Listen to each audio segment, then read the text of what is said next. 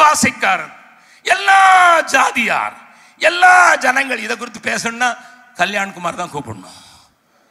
அவர்தான் நேஷன் என்ன சொல்லுவார், கிங்டம்னு என்ன சொல்லுவார், அது பிறகு பீப்புள் குரூப். எனக்கு இந்த குரூப் எல்லாம் தெரியாது, எனக்கு ஒன்னே ஒன்று தான் தெரியும், ரட்சிக்கப்பட்டவன் ரட்சிக்கப்படாதவன். இந்த ஜாதியாரெல்லாம் சொல்லுவார். அவரு நேரம் இருந்துன்னு அவர் நிறைய ஸ்டடி எடுத்து லோடு பண்ணி வச்சிருக்கிறார். பாருங்க, திடீர்னு நான் ஒரு நாள் சேலைக்கு முந்தானை தைப்பது எப்படின்னு ஒருத்தன் யூடியூப்ல போட்டிருந்தேன். என்னடா சேலைக்கு முந்தானை தைக்கிறது பெரிய வேலையா? டெய்லர் அந்த வெப்சைட்டுக்கு அது என்ன சொல்லுவாங்க, யூடியூப், அதுக்கு பேரே டெய்லர். டெய்லர் சேலைக்கு மடிப்பு தைக்கிறது எப்படி?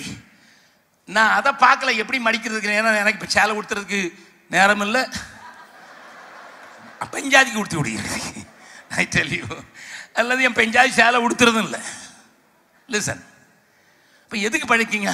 எத்தனை வியூவர்னு பார்த்தா 4 மில்லியன், 40 லட்சம் பேர். சேலைக்கு முடிப்பு தைக்கிறது பார்க்குறது 40 லட்சம் பேர். இவர் எடுக்கிற பைபிள் ஸ்டடியை பார்க்குறது 4000 பேர். என்ன அநியாயம்பா! என்ன மிஷின்ஸ் எடுக்கிறாராம். யூஸா மிஷினை பார்ப்பான், இந்த மிஷினை பார்க்க மாட்டான். கவனிங்க நம்ம நிலைமை எப்படி இருக்குன்னு சொல்லுங்க. சேலைக்கு முந்தானி தைக்கிறது எப்படின்னு, முந்தானி கூட இல்லை, மடிப்பு தைக்கிறது எப்படின்னா 40 லட்சம் பேர் பார்க்கிறான். ஐயா, பைபிள் இதை சொல்லுதுன்னு பார்க்கறதுக்கு பார்த்தா அது கூட அந்த 4000 பேர் எப்படி பார்த்தாங்களோ தெரியல, பார்த்துட்டு டக்குன்னு பார்த்துருப்பாங்க, நம்பர் ஏறிடுச்சு. நம்ம நினைச்சுக்கிட்டேன் இத்தனை பேர் view, no view. What a pathetic country we are living in. அதனாலதான் ஆட்டோல எழுதி போட்டிருக்கான், முன்னால சாலையை பார்த்து ஓட்டு, சேலையை பார்த்து ஓட்டாதாங்க.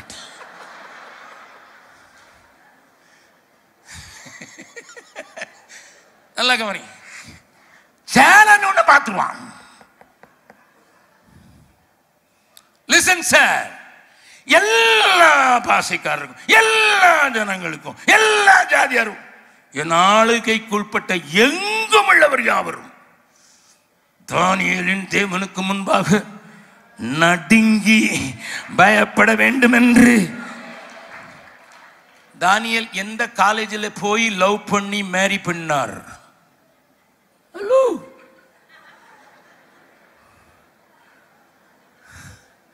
விளங்கிட்டு உங்களுக்கு இல்ல? அதனால நான் கிறிஸ்தவன். எல்லாரும் இந்த தேவனுக்கு முன்பாக பயங்கரதோ பயப்படுறதோடு நீ கூட நடுங்கணுண்டா. ஏன்னா அவர் ஒருவரே தேவன்.